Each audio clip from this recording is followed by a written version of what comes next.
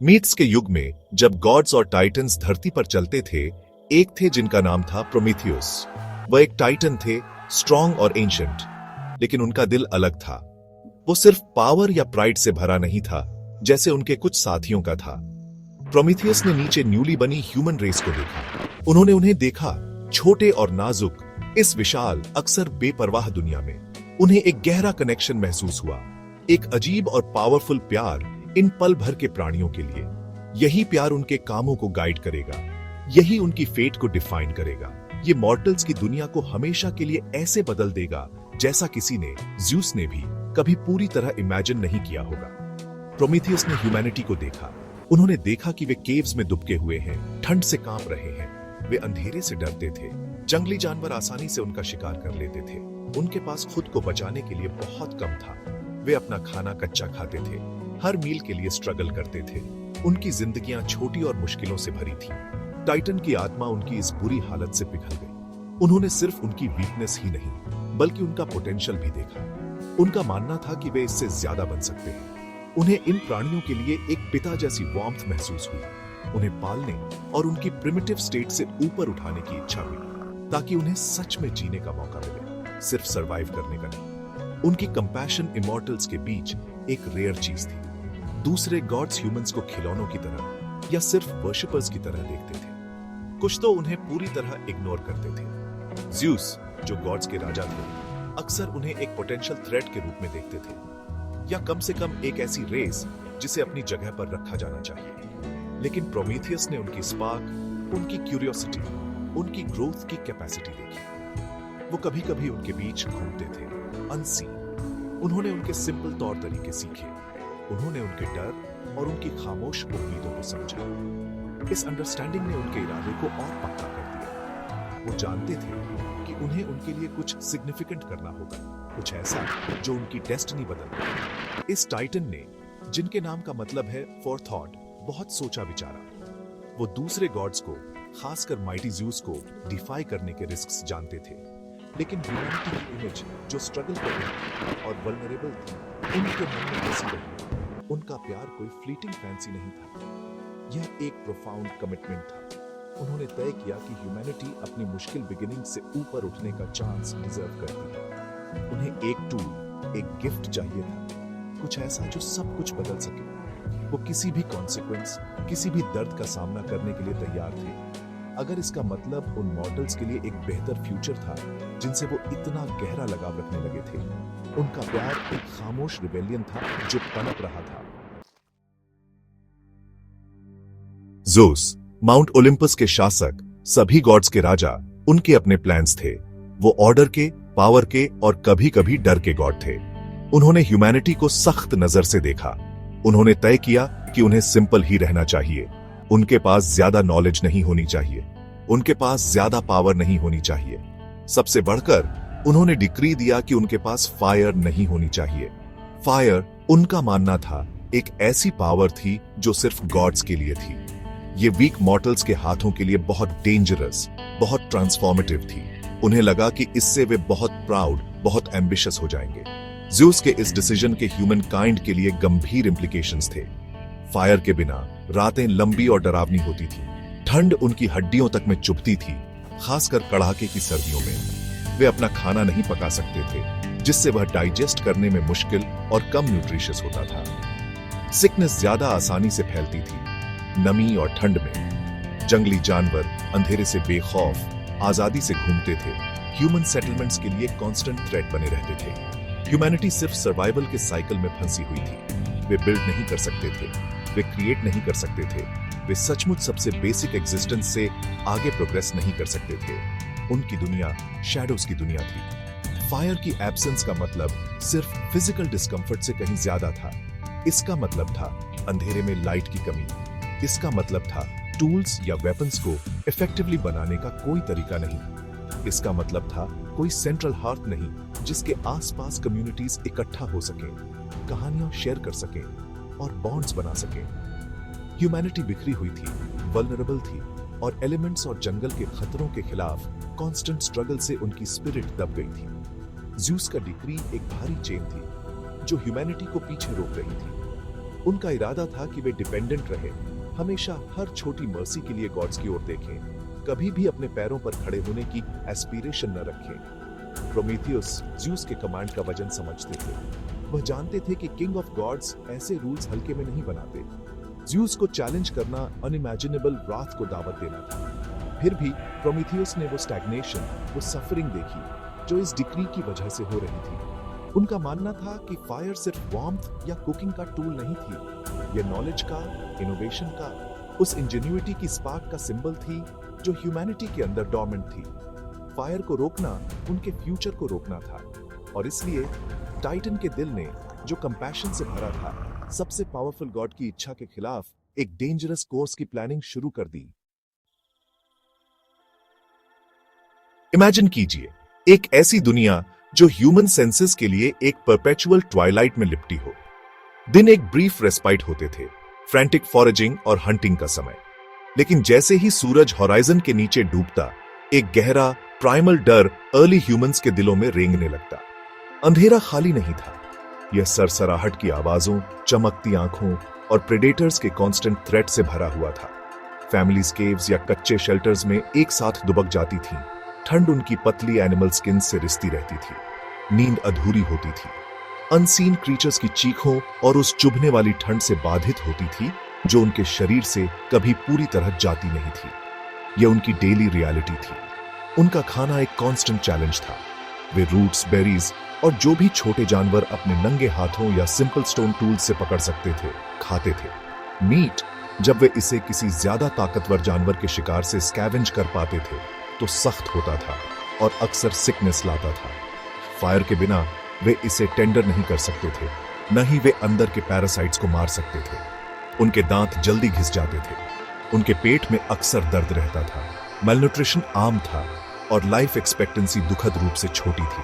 हर दिन सस्टेनेंस के लिए एक बैटल था, भूख और अगले मील की डेस्परेट सर्च का एक थका देने वाला लूप, जिसमें किसी और चीज के लिए बहुत कम एनर्जी बचती थी।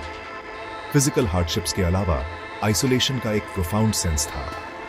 एक कॉमन हार्ट के बिना, लाइट और वार्मथ की जगह के बिना, कम्युनिटी स्ट्रॉन्ग बॉन्ड्स बनाने के लिए स्ट्रगल करती थी। उस बोझिल अंधेरे में स्टोरीज आसानी से शेयर नहीं की जा सकती थी। नॉलेज, जो एक जनरेशन बड़ी मुश्किल से हासिल करती थी, अक्सर अगली जनरेशन तक पहुंचने से पहले ही खो जाती थी। हर छोटा ग्रुप एक आइलैंड था, दूसरों से डिस्कनेक्टेड। उनका कलेक्टिव पोटेंशियल अनटैप्ड था।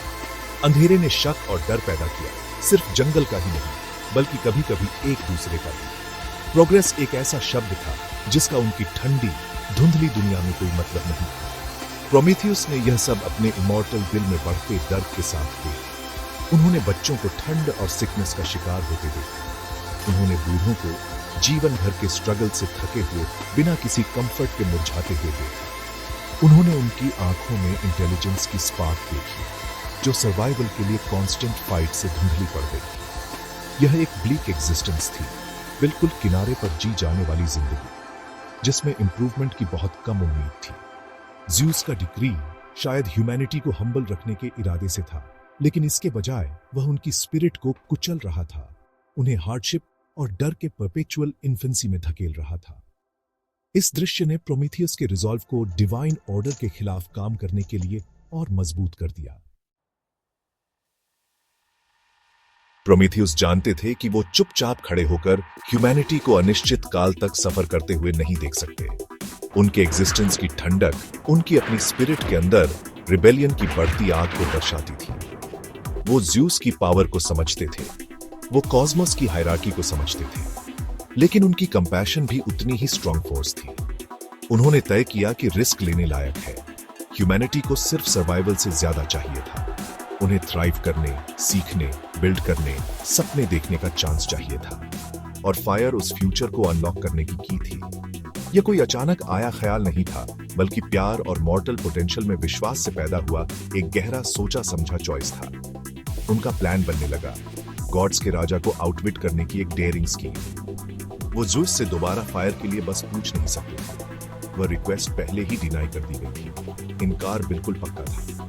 नहीं, प्रोमीथियस को इसे लेना ही होगा। उन्हें इस सेक्रेड फ्लेम को, इस डिवाइन स्पार्क को माउंट ओलिम्पस पर गॉड्स के चूल्हे से या खुद सूरज से चुराना होगा। वो जानते थे कि जर्नी खतरनाक होगी। वो जानते थे कि यह काम अपने आप में सैक्रिलेज था, लेकिन ह्यूमंस की अंधेरी दुनिया में लाइट और वार्मथ लाने के विचार ने उन्हें आगे बढ़ाया। उनकी फोरथॉट ने उन्हें भयानक कीमत के बारे में बताया, लेकिन उनके दिल ने जोर दिया। उन्होंने अपना मोमेंट सावधानी से चुना।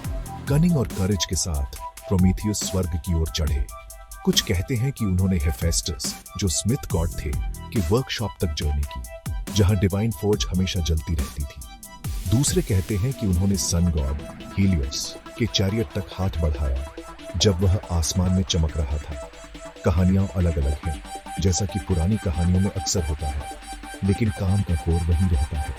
उन्हें सीक्रेट पावर मिल गई। उन्होंने एक चमकता हुआ एम्बर लिया, उस इमेंस पावर की एक छोटी सी स्पार्क। उन्होंने इसे सावधानी से छिपाया, शायद सौंफ के खोखले डंठल में इतने वर्ल्ड चेंजिंग ट्रेजर के लिए एक हम्बल सा बर्तन। चुराई हुई फायर को छिपाकर प्रोमीथियस ने मॉर्टल रेल्म में वापस उतरना शुरू किया। उनका दिल ट्रायम्फ और ट्रेपिडेशन के मिक्सचर से धड़क रहा था। वो अपने ऑडेशियस प्लान के पहले हिस्से में सक्सीड हो गए थे। वो सिर्फ एक प्लेन ही नहीं, बल्कि होप ले जा रहे थे। वो नॉलेज, वार्मथ और सिविलाइजेशन का पोटेंशियल ले जा रहे थे। वो एक थीफ थे, हाँ, गॉड्स के लॉज के हिसाब से, लेकिन ह्यूमैनिटी की नजरों में वो उनके सबसे बड़े बेनिफैक्टर बनने वाले थे। नीचे की ठंडी अंधेरी दुनिया उस इनक्रेडिबल गिफ्ट से अनजान थी जो तेजी से आ रहा था। एक ऐसा गिफ्ट जिसे एक टाइटन ला रहा था, जिसने एक राजा को डिफाई करने की हिम्मत की थी। Section 5, the gift of flame. Mortals के लिए एक नए युग का आगाज। प्रोमीथियस ने सिर्फ फायर सौंपकर विदा नहीं ली। उनका गिफ्ट उससे कहीं ज्यादा प्रोफाउंड था। उन्होंने कांपते हुए ह्यूमंस को उनकी अंधेरी केव्स में पाया। उन्होंने उन्हें चमकता हुआ एम्बर दिखाया, उनके हाथ में एक छोटा सा सूरज। पहले तो वे डर गए। उन्होंने ऐसी चीज कभी नहीं देखी थी। यह बहुत ब्राइट थी, बहुत अलाइव थी। लेकिन प्रोमीथियस पेशेंट थे। वो एक काइंड टीचर थे। उन्होंने सूखी पत्तियां और टहनियां इकट्ठी की। उन्होंने धीरे से स्पार्क को एक छोटी कंट्रोल्ड फ्लेम में फूंका। उन्होंने उन्हें सिखाया कि इसे कैसे फीड करना है, इसे कैसे जिंदा रखना है, इसकी पावर की रिस्पेक्ट कैसे करनी है। धीरे धीरे उनकी आंखों में अंडरस्टैंडिंग जागी, डर की जगह वंडर ने ले ली। उन्होंने उन्हें सिखाया कि वार्मथ के लिए फायर का इस्तेमाल कैसे करें, उस चुभने वाली ठंड को दूर भगाने के लिए जिसने उन्हें इतने लंबे समय से परेशान कर रखा था। उन्होंने उन्हें दिखाया कि अपना खाना कैसे पकाएं, जिससे वह टेंडर, सेफ और नॉरिशिंग बने।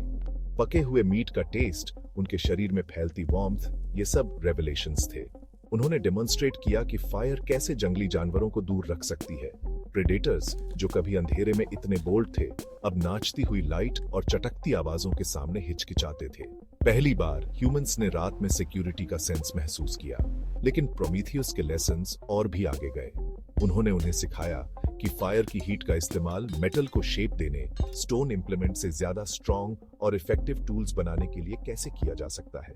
उन्होंने उन्हें दिखाया कि मिट्टी कैसे पकाएं, फूड और वाटर स्टोर करने के लिए बर्तन बनाएं। फायर की लाइट ने उनके दिनों को बढ़ा दिया, जिससे वे सूरज ढलने के बाद भी काम कर सकते थे, सीख सकते थे और इकट्ठा हो सकते थे। इन नए बने हाथ्स के आसपास फैमिलीज और कम्युनिटीज करीब आ गईं। उन्होंने स्टोरीज शेयर की, नॉलेज आगे बढ़ाया और कल्चर के पहले बीज अंकुरित होने लगे। फायर उनके जीवन के हर पहलू में चेंज के लिए एक कैटलिस्ट थी। फायर का गिफ्ट एम्पावरमेंट का गिफ्ट था, यह नॉलेज का गिफ्ट था, यह प्रोग्रेस का गिफ्ट था। ह्यूमैनिटी, जो कभी शैडोज में दुबकी रहती थी, अब थोड़ी तन कर खड़ी होने लगी। उनके माइंड्स नई पॉसिबिलिटीज से तेज होकर एक्सप्लोर और इन्वेंट करने लगे। प्रोमीथियस ने इस ट्रांसफॉर्मेशन को एक खामोश खुशी के साथ देखा। भले ही वह जानते थे कि उनके अपने हिसाब किताब का समय करीब आ रहा है।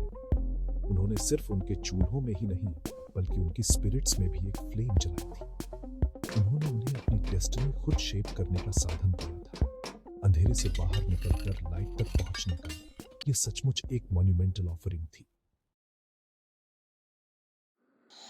मॉर्टल वर्ल्ड से उठती लकड़ी के धुएं की महक माउंट ओलिम्पस पर अननोटिस्ड नहीं रही। ज़्यूस ने अपने ऊंचे थ्रोन से कभी अंधेरी रही धरती पर लाइट के छोटे छोटे बिंदुओं को देखा। उन्होंने ह्यूमंस को आग के चारों ओर इकट्ठा देखा। उनके चेहरे इल्यूमिनेटेड थे, उनका डर कम हो गया था। उन्हें एहसास हो गया कि क्या हुआ है। उनके डिक्री को डिफाई किया गया था। फायर, गॉड्स की सेक्रेड पावर, अब मॉर्टल्स के हाथों में थी। एक ठंडा भयानक गुस्सा उनके अंदर बनने लगा, एक ऐसा गुस्सा जिसने स्वर्ग की नींव तक हिला दी। उनकी अथॉरिटी को चैलेंज किया गया था, उनका लॉ तोड़ा गया था। किंग ऑफ गॉड्स ऐसी डिफायंस को हल्के में नहीं लेते थे। उनका फ्यूरी लेजेंडरी था। उन्होंने इसमें प्रोमीथियस का हाथ देखा। वो जानते थे कि सिर्फ इतना डेयरिंग और कंपैशन वाला टाइटन ही ऐसा रिबेलियस एक्ट कर सकता है। ज़्यूस ने बिट्रेड महसूस किया, सिर्फ चोरी से ही नहीं बल्कि ह्यूमैनिटी के उत्थान से भी, जिसे वो सबसर्विएंट रखना चाहते थे। उन्होंने मॉर्टल्स के बहुत प्राउड होने, अपनी जगह भूल जाने, शायद एक दिन खुद गॉड्स को चैलेंज करने का पोटेंशियल देखा। फायर का गिफ्ट उनकी नजरों में एक डेंजरस सीड था जो डिवाइन रूल के खिलाफ रिबेलियन के पेड़ में बदल सकता था। उनका रेज खामोश नहीं था। थंडर बूम्ड आसमान में, जो उनकी नाराजगी का सबूत था। दूसरे गॉड्स कांप उठे, ज़्यूस के रात की गहराई को जानते हुए। उन्होंने प्रोमीथियस को अपने सामने लाने का हुक्म दिया। टाइटन के मोटिव्स के लिए कोई मर्सी, कोई अंडरस्टैंडिंग नहीं होगी। ज़्यूस के माइंड में ऑर्डर डिसरप्ट हो गया था और एक सिवियर एग्जाम्पल सेट करने की जरूरत थी। ह्यूमंस को फायर देने का काम काइंडनेस का काम नहीं, बल्कि एक अनफॉरगिवेबल ट्रांसग्रेशन, गॉड्स की मैजेस्टी का इंसल्ट और उनकी एस्टैब्लिश्ड पावर के लिए एक थ्रेट माना गया। ज़्यूस ने प्रोमीथियस की पनिशमेंट की प्लॉटिंग शुरू कर दी। यह कोई स्विफ्ट एंड नहीं होगा। ओह नहीं, वह तो बहुत काइंड होगा। पनिशमेंट इटर्नल होनी थी, किसी भी गॉड या मॉर्टल के लिए एक कांस्टेंट रिमाइंडर जो उन्हें डिफाई करने के बारे में सोच सकता था। यह सफरिंग का एक स्पेक्टिकल होना था जिसे ह्यूमैनिटी को एलिवेट करने की हिम्मत करने वाले की स्पिरिट को कुचलने के लिए डिजाइन किया गया था। राजा का दिल क्लेमेंसी की किसी भी प्ली के खिलाफ सख्त हो गया था। प्रोमीथियस की फेट सील हो गई थी। नीचे की दुनिया में लाइट लाने का एक डार्क कॉन्सिक्वेंस। ह्यूमंस की खुशी टाइटन के इमेंस सैक्रिफाइस से ढकने वाली थी। ज़्यूस की सेंटेंस क्रूर थी, मैक्सिमम सफरिंग और इटर्नल डिस्पेयर के लिए डिजाइन की गई थी। उन्होंने प्रोमीथियस को सुनसान कॉकसस माउंटेन्स में ले जाने का ऑर्डर दिया। वहां टाइटन को एक ऊंची बंजर रॉक से चेन किया जाना था। हेफेस्टस, जो स्मिथ गॉड थे, को चेन्स बनाने का काम सौंपा गया, जो अनब्रेकेबल और स्ट्रांग थी। यह हेफेस्टस के लिए एक पेनफुल ड्यूटी थी, जिन्हें शायद प्रोमीथियस के लिए कुछ सिंपैथी थी, लेकिन वो ज़्यूस के कमांड को डिसोबे नहीं कर सकते थे। तो भारी मन से उन्होंने प्रोमीथियस को अंग अंग करके उस ठंडे बेरहम पत्थर से बांध दिया जो हार्श एलिमेंट्स के सामने एक्सपोज था। हर दिन एक नया टॉर्मेंट लाता था। दिन में सूरज प्रोमीथियस पर मर्सिलेसली बरसता था, उनकी स्किन को झुलसा देता था। रात में जमा देने वाली हवाएं उनके चारों ओर चलती थीं, उन्हें हड्डियों तक ठंडा कर देती थी। लेकिन सबसे बुरा तो अभी आना बाकी था। ज़्यूस ने एक मॉन्स्ट्रस ईगल भेजा, एक फियरसम शिकारी पक्षी जो मिजरी में उनका कांस्टेंट कंपेनियन बने। हर एक दिन यह जायंट ईगल उस रॉक तक उड़कर आता। वह प्रोमीथियस के इमॉर्टल फ्लैश को नोचता, उनका लिवर खा जाता। चूंकि प्रोमीथियस एक टाइटन थे, उनका लिवर हर रात रिजेनरेट हो जाता ताकि अगले दिन उसे फिर से नोचा जा सके। एगनी का यह साइकिल एंडलेस था। एक्सक्रूशिएटिंग पेन के बावजूद प्रोमीथियस की स्पिरिट अटूट रही। उन्होंने स्टोइक रिजॉल्व के साथ टॉर्मेंट को सहा। उन्होंने ज़्यूस से मर्सी की भीख नहीं मांगी। उन्हें अपने कामों पर कोई रिग्रेट नहीं था। वो ह्यूमैनिटी को दिए अपने गिफ्ट की कीमत जानते थे और वो इसे चुकाने को तैयार थे। अपनी अकेली छोटी सी, वो अपनी मन की आंखों से शायद दूर धरती पर आग की टिमटिमाहट देख सकते थे। एक संकेत कि उनका सैक्रिफाइस व्यर्थ नहीं गया था। इस विचार ने उन्हें अपने अनएंडिंग टॉर्चर में थोड़ी सी कंफर्ट दी। साल दशकों में बदले, दशक सदियों में। प्रोमीथियस चेन्ड रहे, उनका शरीर रोजाना रैवेज्ड होता रहा, उनकी स्पिरिट डिफाइंट रही। वो एक नोबल कॉज के लिए एंड्यूरिंग सफरिंग का सिंबल बन गए, टीरनी के खिलाफ अनवेवरिंग प्रिंसिपल का बीकन बन गए। उनके दर्द की चीखें सुनसान पहाड़ों में गूंजती थी, फिर भी वे डिफायंस की भी चीखें थी। उन्होंने ह्यूमैनिटी को एक ऐसा गिफ्ट दिया था जो कभी वापस नहीं लिया जा सकता था। आग अभी भी उनके चूल्हों में और उनके दिलों में जल रही थी, और यद्यपि वह बंधे हुए थे, जो नॉलेज उन्होंने शेयर किया था वह फैलता रहा, उस दुनिया को रोशन करता रहा जिसे उन्होंने प्रोटेक्ट और नर्चर करने की कोशिश की थी। कई युग बीत गए। ह्यूमैनिटी फली फूली फायर के गिफ्ट की बदौलत। उन्होंने सिटीज बनाए, आर्ट क्रिएट किया, उन्होंने वर्ल्ड और स्टार्स को एक्सप्लोर किया। प्रोमीथियस और उनके सैक्रिफाइस की स्टोरीज उनके चूल्हों के आसपास सुनाई जाती थीं। कंपैशन और करेज की एक लेजेंड। और फिर मॉर्टल वर्ल्ड में एक नया हीरो उभरा। उनका नाम हेराक्लीस था, जो अपनी इनक्रेडिबल स्ट्रेंथ, अपनी ब्रेवरी और अपने कई महान लेबर्स के लिए जाने जाते थे। वो खुद ज़्यूस के बेटे थे, फिर भी उनका दिल अक्सर जस्टिस और पीड़ितों की प्लाइट के साथ होता था। एक अलग तरह के डिवाइन ऑफस्प्रिंग। अपनी एक फेमस जर्नी पर हेराक्लीस कॉकेसस माउंटेन्स पहुंचे। उन्होंने टॉर्चर्ड टाइटन की कहानियां सुनी। उन्होंने दूर से उस बड़े ईगल को छोटी के चक्कर लगाते देखा। राइचसनेस के सेंस से गाइडेड होकर और शायद एक पहले से बताई गई डेस्टिनी से हेराक्लीस ने खतरनाक ढलानों पर चढ़ाई की। उन्होंने प्रोमीथियस को रॉक से चेंड पाया, जो अपना डेली टॉर्मेंट सह रहे थे। नोबल टाइटन की सफरिंग और ईगल की रिलेंटलेस क्रूरटी देखकर हीरो का दिल पिघल गया। वो जानते थे कि यह इनजस्टिस जारी नहीं रह सकता। उन्हें उसके प्रति गहरा रिस्पेक्ट महसूस हुआ, जिसने मैनकाइंड के लिए इतना कुछ किया था। अपने माइटी बो से हेराक्लीस ने निशाना साधा। उन्होंने एक एरो छोड़ा, स्विफ्ट और ट्रू। एरो ने मॉन्स्ट्रस ईगल को मारा, उसे तुरंत मार डाला।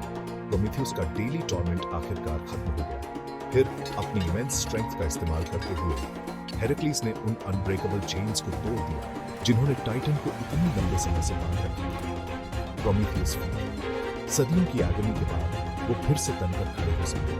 हालांकि उनके शरीर पर उनके लंबे ऑर्डियल के स्कार्स थे। उन्होंने हेराक्लीस को ग्रैटिट्यूड से देखा, इस हीरो को जिसने गॉड्स और मॉर्टल्स दोनों की अच्छाइयों को एम्बॉडी किया। प्रोमीथियस की रिलीज एक मोमेंटस ओकेजन थी। कुछ कहते हैं कि ज़ूस आखिरकार मान गए, शायद सदियों में उनका गुस्सा ठंडा हो गया, या शायद इसलिए कि प्रोफेसी ने ऐसा लिखा था। दूसरे मानते हैं कि हेराक्लीस ने अपनी मर्जी से काम किया, जो उनके हीरोइक नेचर का सबूत था। डिवाइन पॉलिटिक्स जो भी रही हो, प्रोमीथियस फ्री थे। उनकी सफरिंग खत्म हो गई थी। उन्होंने असहनीय को सहा था, सब ह्यूमैनिटी की खातिर। उनकी फ्रीडम सिर्फ एक पर्सनल विक्ट्री नहीं थी, यह एक सिंबल था कि गॉड्स की सबसे कठोर पनिशमेंट्स भी आखिरकार करेज, कंपैशन और समय की चाल से ओवरकम की जा सकती है।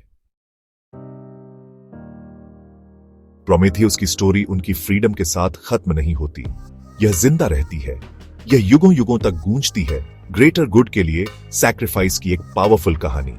प्रोमीथियस ने ह्यूमैनिटी को फायर दी, और इसके साथ उन्होंने उन्हें नॉलेज, स्किल और एक बेहतर वर्ल्ड बनाने का चांस दिया। उन्होंने उन्हें दिखाया कि प्रोग्रेस के लिए अक्सर डेयरिंग की जरूरत होती है। पुराने तरीकों को चैलेंज करने की विलिंगनेस, भले ही कीमत बड़ी हो। उनके काम हमें सिखाते हैं कि सच्ची कंपैशन कभी कभी इमेंस करेज और दूसरों के लिए हार्डशिप सहने की रेडीनेस की मांग करती है। यह एक टाइमलेस लेसन है, उतना ही ब्राइट जितनी वो फ्लेम जो उन्होंने चुराई थी। प्रोमीथियस ने जो फायर गिफ्ट की, वह सिर्फ एक फिजिकल फ्लेम से कहीं ज्यादा है। यह क्यूरियोसिटी की स्पार्क, इनोवेशन के लिए ड्राइव और अंडरस्टैंडिंग की क्वेस्ट को रिप्रेजेंट करती है, जो ह्यूमन एंडेवर को डिफाइन करती है। हर साइंटिस्ट जो एक डिस्कवरी करता है, हर आर्टिस्ट जो कुछ नया क्रिएट करता है, हर लीडर जो एक जस्ट सोसाइटी के लिए स्ट्राइव करता है, वे सभी अपने अंदर प्रोमीथियस की फायर का एक टुकड़ा लिए हुए हैं। उनका सैक्रिफाइस हमें याद दिलाता है कि नॉलेज और प्रोग्रेस कीमती है, अक्सर बड़ी मुश्किल से मिलते हैं और उन्हें चेरिश और शेयर किया जाना चाहिए। यह एक ऐसी लाइट है जो एक बार जल जाए तो किसी भी डिक्री या डार्कनेस से कभी सचमुच बुझाई नहीं जा सकती। उन्होंने जो सफरिंग सही, वह एनलाइटनमेंट की खातिर एस्टैब्लिश्ड पावर को चैलेंज करने की कॉस्ट को हाईलाइट करती है। फिर भी हेराक्लीस द्वारा उनकी अल्टीमेट लिबरेशन होप का मैसेज लाती है। यह बताता है कि इनजस्टिस के खिलाफ सबसे लंबे स्ट्रगल्स का भी रेजोल्यूशन मिल सकता है, और हीरोइज्म और कंपैशन के काम फेट का कोर्स बदल सकते हैं। प्रोमीथियस सिर्फ एक रेबल नहीं थे, वो एक विजनरी थे जो ह्यूमैनिटी के पोटेंशियल में विश्वास करते थे, तब भी जब वे खुद और गॉड्स नहीं करते थे। उन्होंने देखा कि वे क्या बन सकते हैं, और उन्होंने उनकी जर्नी में उनकी हेल्प करने के लिए कीमत चुकाई। और इसलिए प्रोमीथियस द फायर ब्रिंगर की कहानी एक इंस्पायरिंग बीकन बनी हुई है। यह हमें बताती है कि प्रोग्रेस हमेशा इजी नहीं होती। इसके लिए अक्सर इंडिविजुअल्स को डिफिकल्ट चॉइसेस करने पड़ते हैं। जो सही है उसके लिए खड़ा होना पड़ता है, भारी ऑपोजिशन के बावजूद भी। उनकी स्टोरी हमें अपनी क्यूरियोसिटी और कंपैशन की अंदरूनी फ्लेम्स को नर्चर करने, नॉलेज के लिए स्ट्राइव करने और सभी के लिए एक ब्राइटर फ्यूचर की दिशा में काम करने के लिए एनकरेज करती है। फायर का गिफ्ट एक शुरुआत थी, और जिस पाथ को इसने इल्यूमिनेट किया, उस पर ह्यूमैनिटी आज भी चल रही है। उस टाइटन की हमेशा रनी रहेगी। जिसने उनसे इतना गहरा प्यार किया और इतना कुछ सैक्रिफाइस किया।